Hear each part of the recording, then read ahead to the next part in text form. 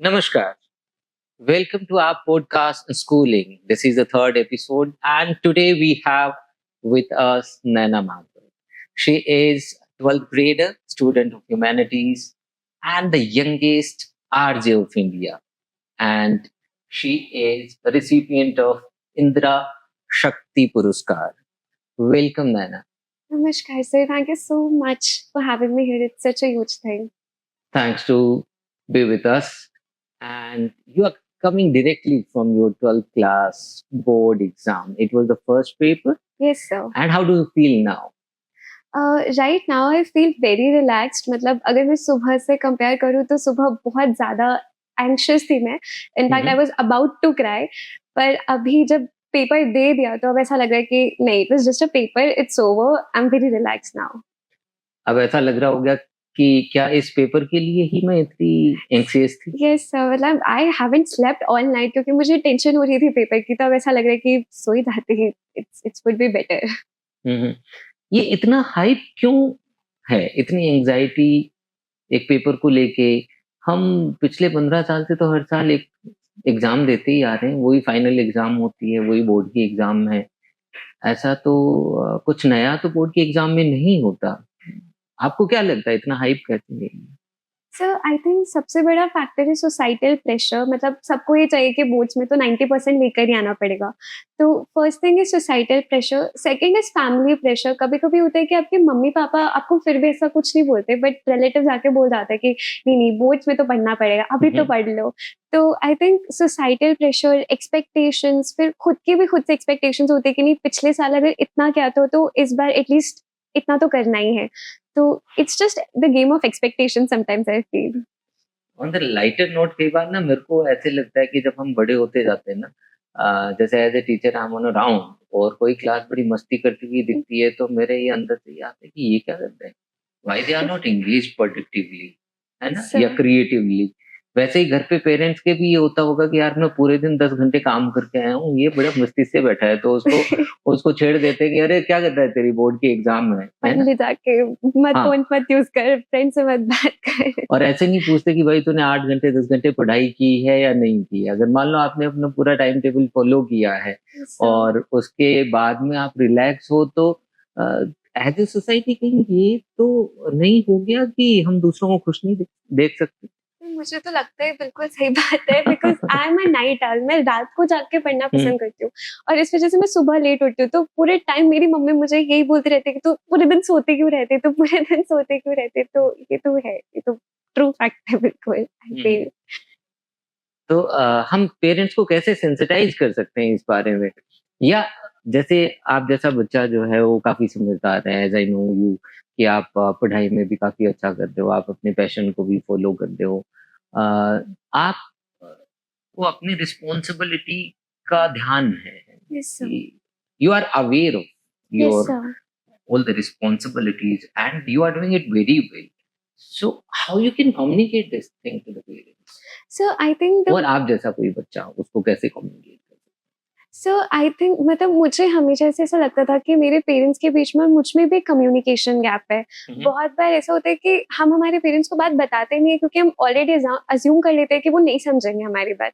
But the minute you break those communication gap and you actually go to your parents, और जब आप उन्हें बताओगे कि आप ये जो बोल रहे हो उससे मुझे स्ट्रेस हो रहा है, तो आई थिंक वो एक बहुत इंपॉर्टेंट फैक्टर प्ले करता है. आई think you should have a very open communication with your parents. And अब इस स्टेज पर आके लगता है कि पेरेंट्स आर वेरी, मतलब पहले तो ऐसा लगता था कि उनको समझ में नहीं आता, बट अब उनसे ज्यादा समझ में हमें नहीं आता. तो वो अच्छा ही गाइड करेंगे, वो अच्छे तरीके से ही आपको चीजों को समझाएंगे. अगर ये फेथ आ जाए ना, मेरे को भी लगता है कि हम जो एक्सपीरियंस लेके बैठे हैं हम उनको कैसे समझाएं. मैं ये मानता हूँ कि younger generation is smarter than us. So, वो इतने साल के मेरे एक्सपीरियंस से पिछले 20 साल से जो 10th 12th के बैच निकल रहे हैं उनसे जो मेरे डिस्कशंस होते हैं उससे ये तो मेरे को अंतर तक ये चीज बैठ गई कि you people are smarter than us. और मैं इस चीज को रिस्पेक्ट भी करता हूँ. लेकिन कई बार ये अड़चन तो आती है, हमें ये लगता है कि इस लेवल पे समझेंगे, कल समझाएं, या ये इट्स टू अर्ली या इट्स टू लेट. तो इसको हम कैसे मिटिगेट कर सकते हैं? मतलब what is your perspective? I think instead of forcing any decision on your child कि आपको यही करना पड़ेगा, you can have a healthy communication with them कि अगर आप ये करोगे तो आपको ये बेनिफिट्स होंगे, अगर आप ये करोगे तो ये नुकसान होंगे. That's how my parents communicate with me कि अगर तुम ये करोगे तो तुम्हें इतने बेनिफिट्स मिलेंगे, इतने डिसएडवांटेजेस है, और अगर तुम ये करोगे तो इसके ये बेनिफिट्स है, ये डिसएडवांटेजेस है, तो मैं उसको खुद डिसीजन ले पाती हूँ. तो I think that is very important to explain the pros and cons. ये एक बड़ा ही अच्छा तरीका है कि as a parents, as a teacher हम आपको सारी इंफॉर्मेशन पास ऑन कर दें और आप जो अपनी you make a well informed choice yes sir. Instead of we forcing our opinion upon you. हम आपके साथ सारे pros and cons, advantage disadvantage सारे शेयर कर दिए and now you have the freedom to take the call. Yes sir. तो ये सही तरीका तो है आगे बढ़ने का. तो मैं जब छोटा था तो पिताजी मेरे को आश्रम लेके जाते थे और मुझे याद है कि वहाँ पे सोसाइटी के हर स्टार्टर ऑफ द सोसाइटी के लोग वहाँ पे आते थे ना. ब्यूरोक्रेट्स भी हैं, पॉलिटिशियंस भी हैं, बिजनेसमैन भी हैं, गांव का किसान आदमी भी है. और जब शिवरात्रि है या ऐसे जो फंक्शंस हैं तो हमारा काम क्या होता था कि पतल उठानी है, खाना खिलाना है, साफ-सफाई करनी है. तो मैंने उस वक़्त जो चीज़ें वहाँ सीखी, people management, time management, how to communicate with the people, ये सारी चीज़ें मुझे अभी भी running the startup and this organisation मुझे अभी तक सहायता करती है ये सारी चीज़ें. तो मैंने आउट ऑफ द स्कूल वो सीखा. Yes sir. Do you think कि स्कूल में और रियल लाइफ में जो हो रहा है उसमें gap? Yes sir. I feel this thing and I believe in this thing कि जो हमें स्कूल में सिखाते हैं और जो रियल लाइफ में हमें जो स्किल्स चाहिए, जो इन्फॉर्मेशन हमें चाहिए, वो हमें स्कूल में नहीं मिलती. तो I believe in this thing. और अगर मैं मेरा खुद का पर्सनल एक्सपीरियंस शेयर करूँ तो I was a very introvert kid. 6th 7th standard तक आई वाज वेरी इंट्रोवर्ट. मैं किसी से बात भी नहीं करती थी. In fact I used to get bullied because of this as well. But the minute I start understanding कि कम्युनिकेशन भी एक स्किल होता है और आप उसके अराउंड भी अपना करियर बना सकते हो, and when I finally started developing those things, तो मुझे मुझे तो बात करना पसंद था. बट देन मुझे समझ में आया कि अच्छा, ये कम्युनिकेशन स्किल्स होता है and you can get into a profession. तो of course there's a huge gap between what have been taught in school and जो आपको रियल लाइफ में चीजें चाहिए होती है. आपने कहा कि यू आर बुलेट. बुलिंग बहुत कॉमन प्रैक्टिस हो गई. पहले तो Yes, फिजिकली sir. होता था, अब तो वर्चुअली भी होना शुरू हो गया. Yes, sir. सो कैसे इसको हैंडल करें बच्चे? So the way I handle it, it was very bad. I used to cry every single day. और मैं मेरी मम्मी को भी नहीं बताती थी. पर जब मैंने मम्मी को बताया, my parents took action from my side because I was unable to do it. But I think कि the best way to solve such problems कि आप अपने टीचर्स को जाके बताओ कि ऐसा हो रहा है, या फिर अपने पेरेंट्स को बताओ, क्योंकि अगर आप नहीं बताओगे तो फिर वो आप ही को बहुत परेशान करेगा. आप खुद ही बहुत एग्जॉस्ट हो जाओगे और फिर आपको कुछ करने का मन नहीं करेगा. That's what I have experienced. So I think the best way is to communicate this thing out. और वर्चुअल बुलिंग को कैसे हैंडल करें?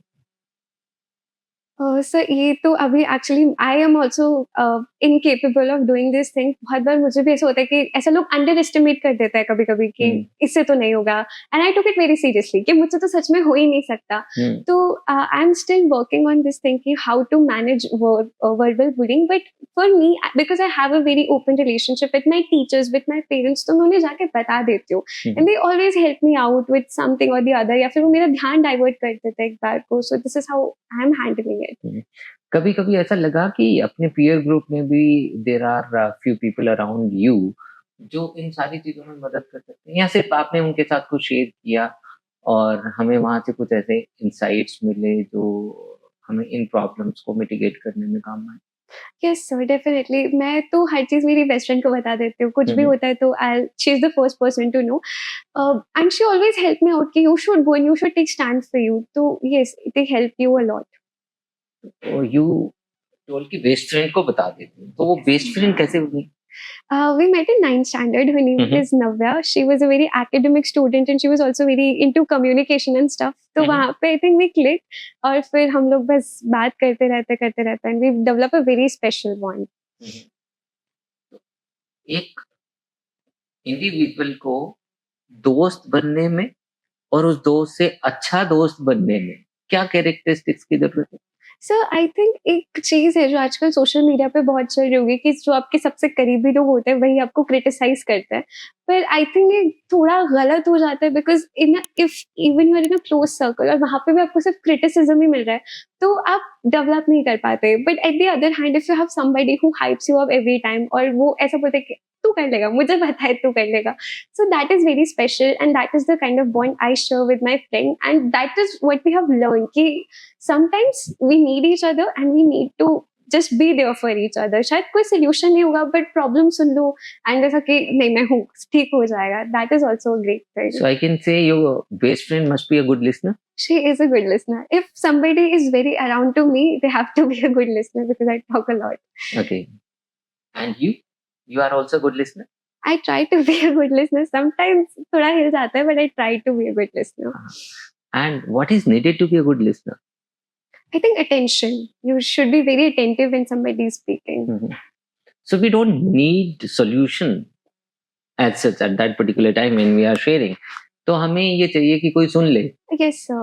हो सकता है कि वो जो जवाब है उस चीज का या उस प्रॉब्लम का जो सोल्यूशन है वो उस कम्युनिकेशन के दौरान कहीं अंदर से ही आ रहा है और हम उसको फोकस्ड एफर्ट्स डाल के निकाल नहीं पा रहे हैं, लेकिन कोई आ गया और हमने वो कम्युनिकेशन इनिशिएट कर दिया और उसने सुनना शुरू किया और उसी वक्त हमारा दिमाग भी काम कर रहा है, हम बोल भी रहे हैं और दिमाग भी उस प्रॉब्लम के सोल्यूशन के लिए काम कर रहा है। तो मुझे ये लगता है कि सोल्यूशन तो कहीं अपने अंदर ही है, लेकिन हम वो समय निकाल के और फोकस्ड एफर्ट्स नहीं करते और कोई हमारे साथ होता है वो ये फेथ दे दे कि yes I am there with you, I am there to listen to you and yes you can do it, you have the guts to solve all the problems. तो हमें वो कॉन्फिडेंस आ जाता है and we can solve those problems. Yes, sir. That's really insightful. तो आपने आर्जिंग बड़ा जल्दी शुरू कर दिया. Yes, sir. ठीक है, और अब अपना 12th क्लास भी हो गया. Yes, sir. सीवेट की एग्जाम है, लोग उसकी तैयारियां भी कर रहे हैं. ठीक है, Yes, पेरेंट्स sir. की तरफ से भी और मामा मामी चाचा चाची एवरीबडी सो कंसर्न्ड है ना, पता Yes, नहीं sir. है कि नहीं है, that is a different story, but they are talking about it, they are coming कि क्या करेगा कॉलेज के बाद Yes, में. sir. तो how will you choose it? College, skill education, middle path, क्या करना है? I think right now I'll choose a middle path क्योंकि हम कितना भी वो बात करें लेकिन अभी हमारा एजुकेशनल सिस्टम आई गेस यही है कि अगर आपने एक अच्छी कॉलेज से डिग्री ली है so you are much more capable than anybody else in the field. My sister she is working in Bangalore और वो भी मुझे बहुत बार ये चीज़ बोलते हैं कि just because they have a degree they get an advantage. तो आई think I will definitely go with a good college. I do want to get into a good college and I want a degree. पर उसके साथ साथ मुझे ये चीज़ मुझे बहुत खुशी देती है. I think radio and just being there in radio station and talking to my listeners, it's something which gives me happiness. तो ये चीज़ तो मैं कभी छोड़ नहीं सकती. तो I think I'll choose a middle path right now. So, what do you think? Aligning your passion with profession, is it possible? और कुछ अलग सा नोशन है, लोग से बात करने हैं, करने में मुश्किल है? So definitely you can align with your passion with your performance, but क्योंकि अभी हमारा एजुकेशनल सिस्टम शायद वैसा ही है, you need to get qualified. क्योंकि अगर आप क्वालिफाइड नहीं हो तो भी सब लोग ये बोलेंगे कि तो 12वीं पास है क्या करेगा ये. तो I think you need to go to that, you need to complete your education, but at the same thing which is been working for me since so long कि एक मिडिल पाथ फोकस. जब पढ़ाई पर की बात आती है, exams आ रहे तो पढ़ाई कर लो. जब यू डोंट हैव एकेडमिक्स और anything, focus on FM. That's what I have been doing and ये अभी 3 साल तक ये और करने का प्लान है. तो एकेडमिक्स और आपका जो पैशन है आरजेइंग, उन दोनों में कैसे आपने बैलेंस किया? सो आई थिंक इसके लिए मेरे को सबसे ज़्यादा आपने ही हेल्प किया है. आई रिमेंबर हम लोगों का 11th में एक इंटरेक्शन हुआ था, क्लास इंटरेक्शन. तो उसमें भी मैंने आपको सेम चीज़ बोली थी कि मुझसे टाइम मैनेजमेंट नहीं होता. तब आपने मुझे कहा था कि just 20 minutes to your passion, and अगर आप सिर्फ 20 मिनट अपने पैशन को देते हो तो आप बाकी 99 या 95% लोगों से ऊपर हो जाते हो. So that's what I have been doing. पूरे दिन में से सिर्फ 20 मिनट निकाल कर मैं अपने पैशन को देती हूँ. और अभी वैसे ही मैं ग्रो कर पा रही हूँ मेरा पैशन, तो thanks a lot to you. That's really great. You started doing arting at very early age. So how many years have you been doing it so far?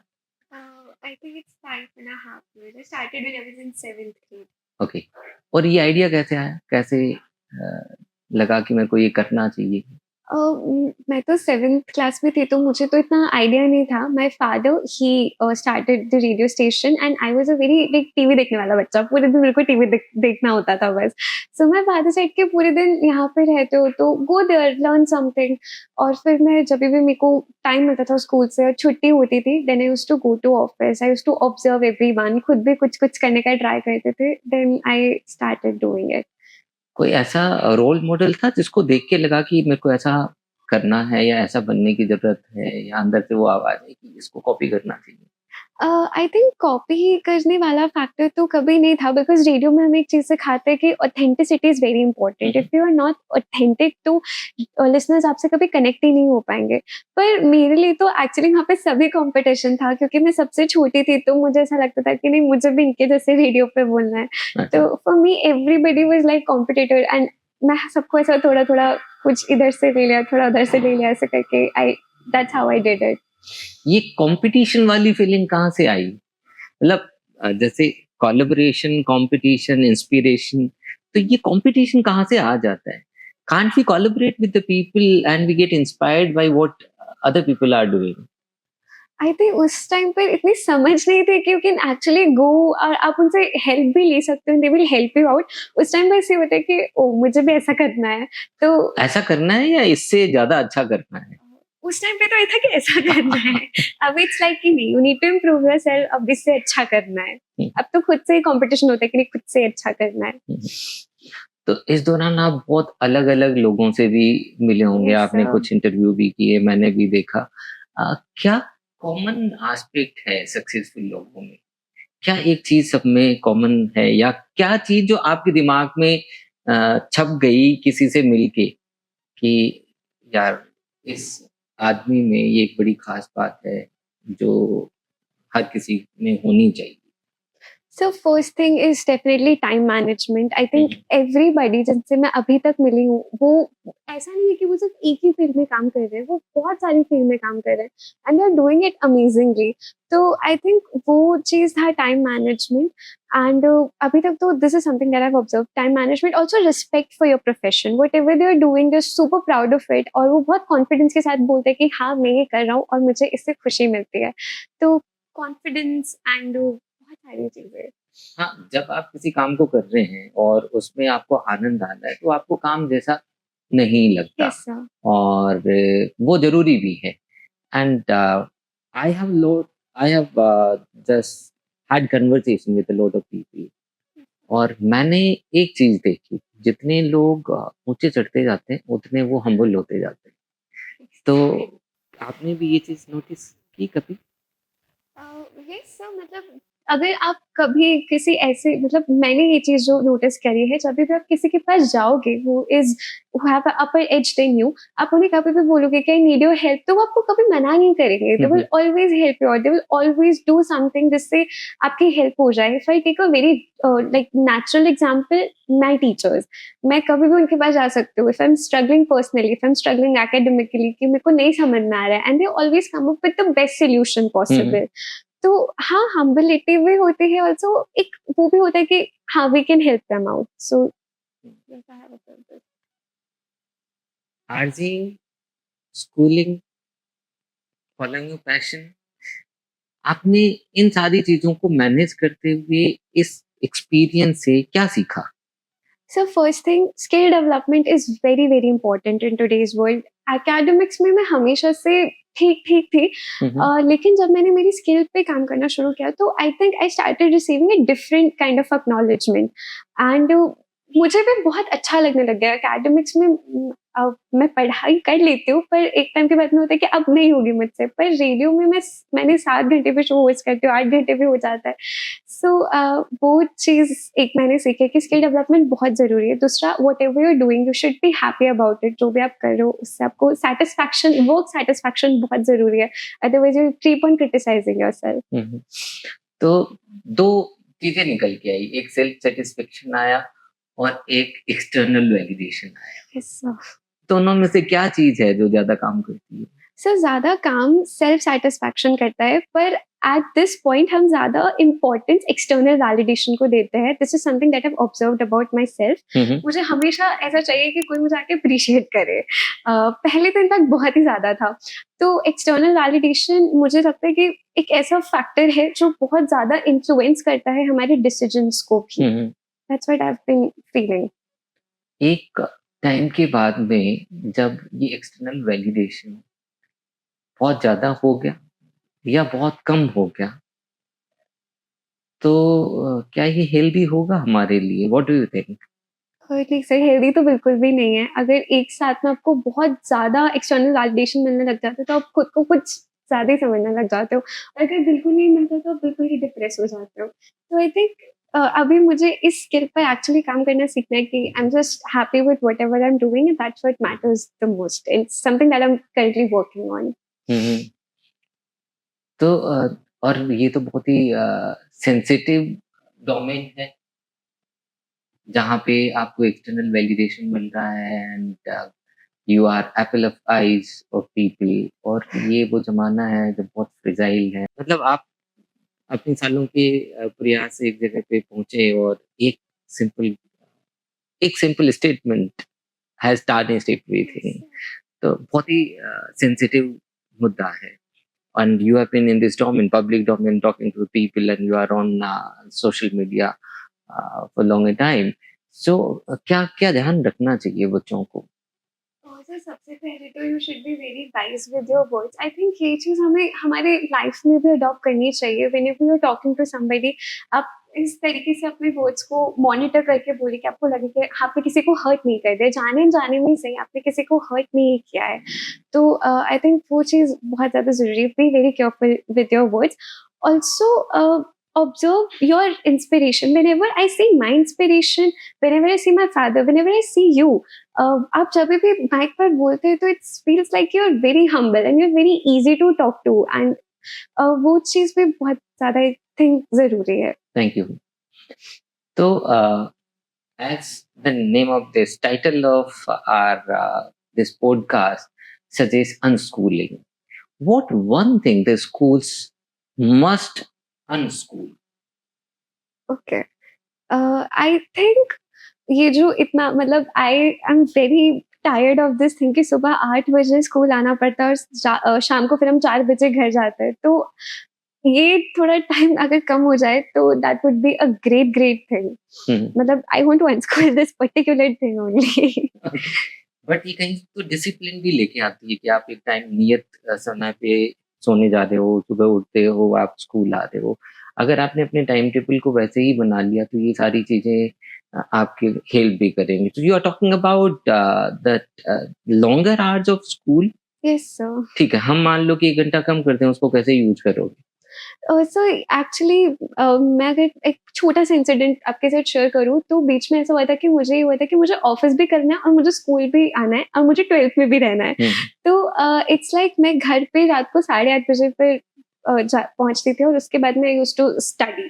तो मुझसे मैनेज एट द एंड हो कुछ भी नहीं पाया। तो I think अगर वो 1 घंटा कम हो जाएगा, या फिर अगर थोड़ा टाइम हम भी, इतना अवेयरनेस हमें भी होनी चाहिए कि हम एक ऐसा शेड्यूल बनाएं कि व्हाटएवर वी लाइक, कुछ भी हो सकता है वो, हम उस पर 1 घंटा या फिर 20 मिनट्स काम करें, तो वो I think it would be great help. आपने कभी ये सोचा कि टाइम की जगह हम एनर्जी को भी मैनेज करके अपने आउटपुट्स को एफिशिएंट कर सकते हैं? यस, अभी आपने बताया तो ऐसा हिट हुआ कि this is what it is, इस वजह से so I have been talking about 5 essentials on daily basis. उसमें से आपने 5 एसेंशियल्स को अपने डेली रूटीन में इंटीग्रेट करने की कोशिश की है अभी? कभी भी टुकड़ों-टुकड़ों में, नॉट एंटायरली बट थोड़ा मतलब बीच में कभी-कभी when I was come extremely overworked, तब मैं कोशिश करती हूँ कि मैं ऐसी छोटी-छोटी चीज़ें एटलीस्ट मेडिटेशन तो मैं अपने रूटीन में इंक्लूड करूँ ही करूँ, पर हमेशा आई फेल। तो उसका गिल्ट आता है फिर? बहुत ज़्यादा बहुत it's like you write something in your to do list और फिर वो कंप्लीट नहीं होता तो बहुत ज़्यादा गिल्ट होता है कि क्या हो गया ये? तो उसको कभी ट्रैक करने की कोशिश की? व्हाट वर्कड फॉर मी, जैसे मैं भी इतने सालों से एफर्ट्स करता आ रहा हूँ ना, अपने आप को जो मैं बोलता हूँ उसको जीने की कोशिश करता हूँ।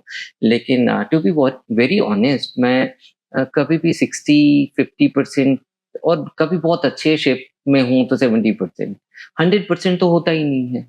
लेकिन मैंने क्या किया इस बार, 90 डेज़ के गोल्स बनाए और 90 डेज़ के गोल्स को डेली बेसिस पे तोड़ के और उसको ट्रैक करना शुरू किया। तो वो मेरे लिए काम कर गया।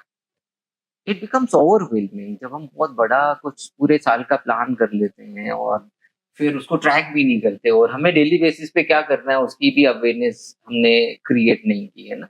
एक बड़ी पिक्चर तो हमने बना ली, यस सर। है ना? लेकिन स्मार्ट गोल्स नहीं है और स्मार्ट गोल्स को अगर हम ट्रैक नहीं कर रहे हैं डेली बेसिस पे, ट्रैक करते हैं तो हमें पता चल जाएगा कहाँ करने हैं। जैसे ये डिसाइड हो गया कि 20 minutes meditation in the morning, 20 minutes in the evening, hmm, तो 20 की जगह 15 हो गए, लेकिन हो तो गया। अब हमने ये सोचा कि हमें हेल्दी होना है, ठीक है? हुँ। तो अब हेल्दी की क्या डेफिनेशन है? ईटिंग गुड, वर्किंग आउट और थोड़ा बाहर वॉक करना चाहिए। तो वो थोड़ा वो करना चाहिए। अगर ये हो गया कि 30 मिनट वॉक करना चाहिए या everybody is talking about 10,000 steps, तो अगर 10,000 स्टेप्स हम चल रहे हैं तो हमें पता है 10,000 स्टेप्स करना है। रात को ये घड़ी बता देगी 10,000 स्टेप्स हो गए। मेरा ये मानना है कि पिछले 20 साल कॉम्पिटिटिव एग्जाम के चलते हुए ये कोचिंग इंडस्ट्री बूम कर गई, ठीक है? तो स्कूल्स जो हैं वो भी उसी दिशा में सोचने लगे। क्या आपको लगता है कि स्कूल्स को स्किल्स पे भी काम करना चाहिए?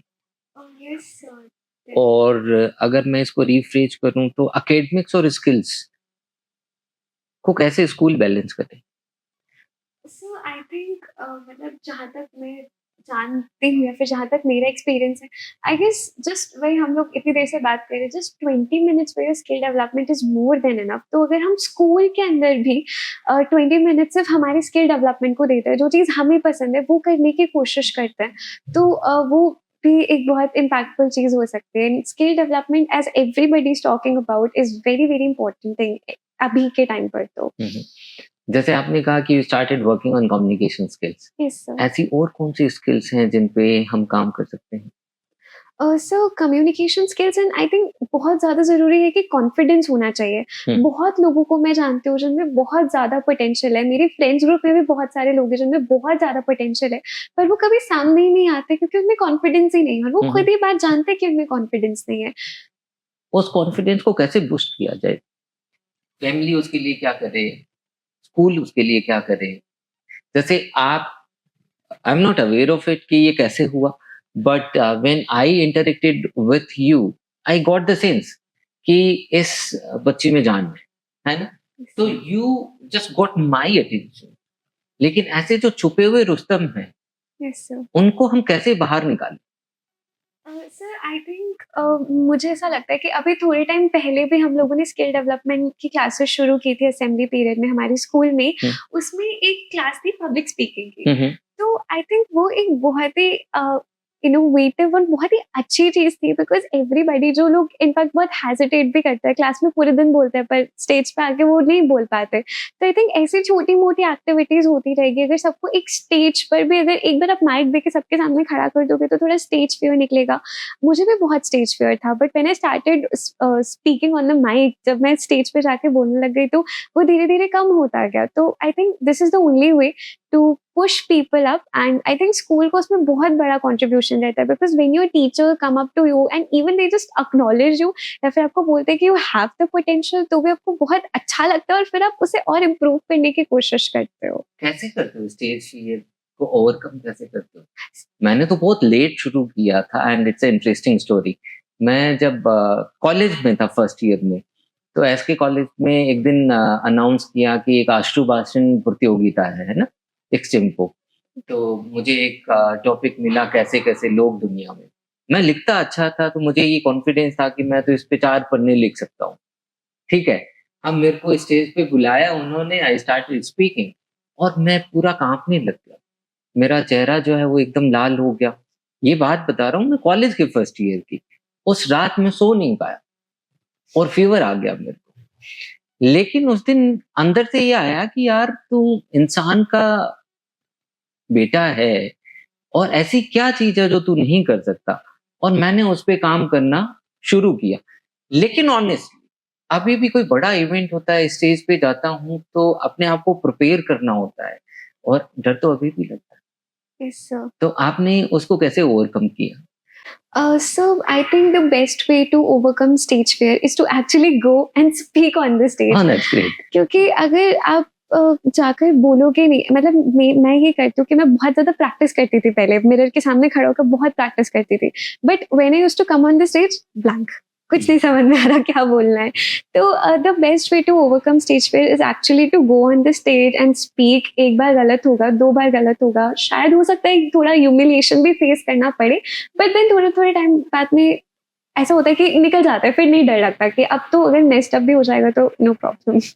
तो कई बार तो क्या कंटेंट कम पड़ जाता है, कई बार शब्द कम पड़ जाते हैं, कई बार आपका फ़ियर इतना हावी हो गया कि आपके पास सब कुछ है लेकिन आप बोल नहीं पाते। Yes sir. तो मैंने क्या किया, मैंने पढ़ना शुरू कर दिया। तो महीने में अगर आप 2 किताबें पढ़ रहे हो, है ना? या फिर आप सोशल मीडिया पे भी कंटेंट को कंज़्यूम कर रहे हो, तो वो रिलेटेड फ़ील्ड का अगर कंटेंट है, तो आपको फिर थॉट्स, आइडियाज़ तो वहाँ से मिलने शुरू हो जाते हैं।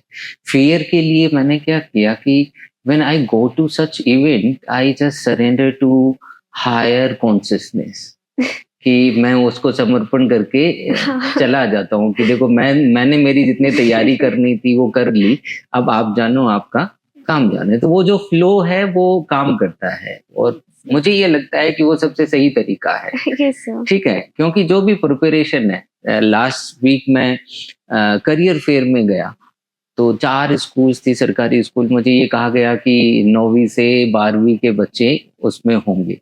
तो मैंने जो तैयारी की वो 9वीं से 12वीं के बच्चों के हिसाब से कर ली। जब मैं वहाँ गया, तो मैंने देखा कि पहली क्लास से और 12वीं क्लास के बच्चे हैं और बहुत कम 250 से 300 बच्चे हैं। तो वो जो स्क्रिप्ट जो मैं तैयार करके गया वो तो मेरे को एकदम चेंज करनी पड़ी। तो एट द लास्ट मोमेंट आपको वो बोलना है जो ऑडियंस से आप कनेक्ट कर सकते हो और वो तभी पॉसिबल है जब आप प्रिपरेशन उस इवेंट की नहीं कर रहे हो और through out the year or your life you are preparing something and then it happens and it happens naturally. You surrender to the higher intelligence. Yes sir. ये मेरे लिए काम किया. So my second last question, what is one piece of advice for the students who are appearing for board exam? First thing and the most important thing, don't stressed out, क्योंकि बिल्कुल भी मतलब नहीं है स्ट्रेस डाउन होने से। कल रात को I was very stressed out, मुझे समझ में ही नहीं आया था कि क्या पेपर आ जाएगा, कहाँ से पेपर आ जाएगा। I was unable to sleep, मेरे को हर एक घंटे में मेरी आँख खुल रही थी। But when I saw the paper I was like मैं क्यों नहीं सोई पूरी रात। तो it's like don't stressed out, जो होगा जस्ट बिलीव इन योरसेल्फ कि हाँ मैंने पढ़ लिया है, जैसा पेपर जाएगा वैसा पेपर जाएगा। अभी don't compromise with your sleep. And what is one advice for the parents जिनके बच्चे बोर्ड के एग्जाम देने वाले हैं? Don't pressurise your child, first thing. और मुझे मेरे घर की सबसे अमेजिंग बात ये लगती है कि वहाँ पे वो कभी भी ना ऐसा एनवायरनमेंट क्रिएट करते हैं कि मुझे बहुत स्ट्रेस्ड आउट फील हो, ना वो मुझे आकर बोलते हैं कि नहीं पढ़ पढ़ पढ़ पढ़ पढ़। बहुत चिल रहकर ही पढ़ाई हो सकती है। अगर हम बहुत स्ट्रेस माइंड के साथ पढ़ाई करते हैं तो मुझसे तो कभी उस टाइम पे पढ़ाई नहीं हो पाती। Even if I am sitting with the book, वो कुछ याद नहीं होता। सो ऐसा एनवायरनमेंट आई गेस पेरेंट्स को क्रिएट करना चाहिए कि उनका बच्चा रिलैक्स होकर आराम से पढ़ सके। अपने बच्चे को ओवर प्रेशराइज मत कीजिए और एक्सपेक्टेशंस उन पे मत डालिए। You know your child's potential, they know their potential, and I am sure कि अभी इस टाइम पर 12th बोर्ड्स या 10th बोर्ड्स में भी वी डू आवर बेस्ट। जितना हम कर सकते हैं हम हमारा बेस्ट करने की कोशिश करते हैं। We are already expecting a lot, please do not over pressurise your child with expectations. So I think हम टीचर्स, पेरेंट्स, आपको करियर गाइडेंस में कैसे मदद कर सकते हैं? What are your expectations from your teachers and the parents and people in your surrounding? So right now, I think my only expectation is from them is to understand me. क्योंकि अभी हम देखते हैं कि पूरा ट्रेडिशनल पैटर्न ही change हो गया है, जो पहले से था कि डॉक्टर बन जाओ, इंजीनियर बन जाओ, लॉयर बन जाओ, but now there are so many fields that are coming up. So just be very understanding कि हाँ, मुझे अगर ये करना है तो मुझे ये चीज़ करने दी जाए. मे बी 1 साल के लिए, maybe I am just experimenting. You can मतलब मेरे पापा तो यही करते हैं, वो हमेशा मुझे अपने एक्सपीरियंस से बताते हैं, but they let the decision on me कि तुम अब डिसाइड करो, तुम्हारे पास प्रोज भी है, तुम्हारे पास कॉन्स भी है. तो यही हो सकता है कि मेरी बात समझने की कोशिश की जाए, मुझे एक बार सुनना जाए, और शायद जो भी मैं सोच रही हूँ उसको कंसिडर किया जाए. I think this is the only expectations that I have from my surrounding. Great. तो मैं कुछ साल पहले यूएस में था. वहाँ पे गैप ईयर का एक कंसेप्ट है कि आप 1 साल का गैप ईयर ले लो और आपके 2-3 जो करियर चॉइसेस हैं उनमें आप इंटर्नशिप कर लो. Yes, sir. And when you come to the real world you understand कि यार आपको लगता होगा कि यार मैं I can become a good interior designer. तो आप जाओ किसी इंटीरियर डिजाइनिंग की फर्म में और आप 4 महीने नौकरी करो, आपको समझ में आ जाएगा. वो 4 महीने में लगता है कि yes I can do it for the entire life. तो आप उसमें आगे की पढ़ाई जारी कर सकते हो. ठीक है. Yes, sir. आप मार्केटिंग के डोमेन में जाओ, आप फिनांस के डोमेन में जाओ, आप 3 महीने 4 महीने इंटर्नशिप करो. हमने अपने स्कूल में भी ये एक्सपेरिमेंट किया पिछले 2 साल से. हमने बच्चों को हर डोमेन में इंटर्नशिप के लिए, जब 10th के बाद में 1-1.5 महीना मिल गया, 12th के बाद में कॉलेज के, और उसमें 2-2.5 महीने का गैप मिल गया, तो उसमें हमने उनको सारे प्लेटफॉर्म्स दिए. किसी भी फील्ड में जाओ, आप अपनी इंटर्नशिप करो and it work very well. तो ये भी एक तरीका हो सकता है. Thank you very much for giving your precious time in between the exam and when a lot of pressure is there for board exams and the hype is there, and amid that you have spared the time to talk about your journey. Thank you very much. Thank you so much. It's such a Thanks a great lot. thing for me. Thank you. Thank you. This is our third podcast of Unschooling. Thank you for watching till the last. आपने इस podcast में क्या सीखा उसको आप comment में जरूर बताएं. अपने दोस्तों और परिवार के साथ इसको साझा करना ना भूलें. अगले पॉडकास्ट में आप किससे मिलना चाहेंगे, किसको सुनना चाहेंगे, वो भी आप कमेंट में लिख सकते हैं. Thank you very much.